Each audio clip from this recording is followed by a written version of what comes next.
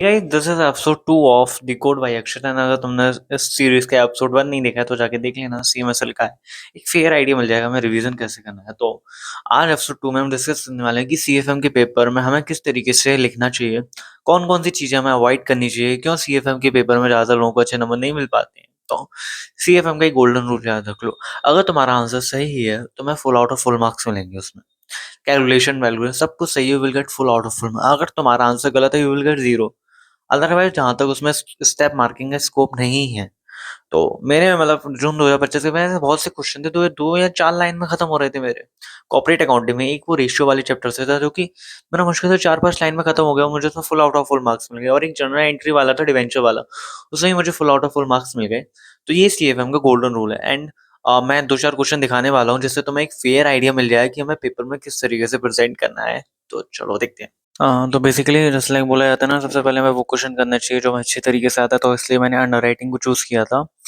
Underwriting वाला हर बार के type में आया, तो अभी तक तुमने अंडरराइटिंग का रिवाइज नहीं किया हो तो प्लीज अंडरराइटिंग एक बार अच्छे से और रिवाइज कर लो, क्योंकि इससे तुम्हारे 3 नंबर कहीं नहीं गए। बट इसमें पता है दिक्कत क्या हो गई, मेरा पहला ही क्वेश्चन गलत हो गया। तो तुम स्क्रीन पे देख पा रहे हो, मतलब थोड़ा बहुत एडिटिंग करने में थोड़ी दिक्कत हो गई थी, बट इस तरीके से फॉर्मेट में लिखना है। मैंने इसी तरीके के फॉर्मेट में लिखा था, बट मेरा जो आंसर था वो 5th पॉइंट से गलत हो गया था। एंड इसमें अगेन स्टेप मार्किंग का कोई स्कोप नहीं था, इसलिए इसमें मुझे स्टेप मार्किंग नहीं मिली थी। तो फिर ये वाला क्वेश्चन तो गलत ही हो गया था, बट मुझे लगा था क्वेश्चन मेरा सही होगा। बट अंडर राइटिंग अच्छी तरीके से करके जाना, उसमें से तुम्हारे 3 या 5 नंबर कहीं नहीं गए।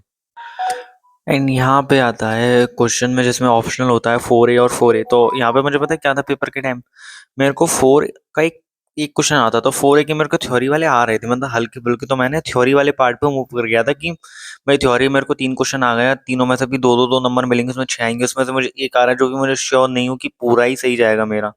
तो इसलिए मैंने थ्योरी वाला क्वेश्चन किया था। इसमें provision, fact of the case और कंक्लूजन कोई सीन नहीं था, इसमें डायरेक्ट क्वेश्चन पूछे गए थे, उसी तरीके से डायरेक्ट वे में लिख दिए थे। एंड मुझे थ्योरी में मतलब 3 क्वेश्चन थे, तो 3 में मेरे को मतलब 6 या 7 नंबर मिल गए थे तीनों को मिला के।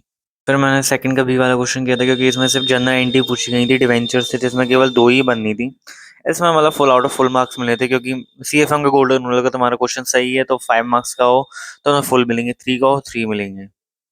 नेक्स्ट क्वेश्चन मैंने ईसॉप वाला सॉल्व किया था, क्योंकि ईसॉप भी बहुत ही इंपॉर्टेंट है, इसमें भी आराम से, ये भी थोड़े मतलब डिफिकल्ट वगैरह नहीं था। तो तुम सी ऊपर का जो कैलकुलेशन है वो तो अपने हिसाब से कर सकते हो। तुम बीइंग लिखना अवॉइड मत करना, जो भी नरेशन है जर्नल एंट्रीज है वो जरूर लिखना, मैंने भी लिखा था। बट इसमें दिक्कत ये हो गई थी, मेरा जो 3rd ईयर से था वो मेरा गलत हो गई थी कैलकुलेशन। इसमें मेरे को शायद 2 नंबर मिले थे, 2 या फिर 0 मिला था, क्योंकि इसमें स्टेप मार्किंग का कोई स्कोप नहीं था इस वाले क्वेश्चन में। तो इसलिए कैलकुलेशन करते टाइम बहुत ही ज़्यादा फोकस रखना, ध्यान रखना। जो मैंने पेपर में लिखा था वही मैंने यहाँ पे सब कुछ दिखाया है। एंड अगर तुम्हें फाइनेंशियल मैनेजमेंट में किस तरीके से लिखना है उसका भी मतलब चाहिए, तो नीचे कमेंट सेक्शन कर देना, मैं वो भी उस पर भी वीडियो ले आऊँगा। एंड अगर वीडियो हल्की सी भी इन्फॉर्मेटिव लगी है तो please like, share, subscribe my channel. And financial management का चाहिए तो नीचे कमेंट कर दें, ठीक है।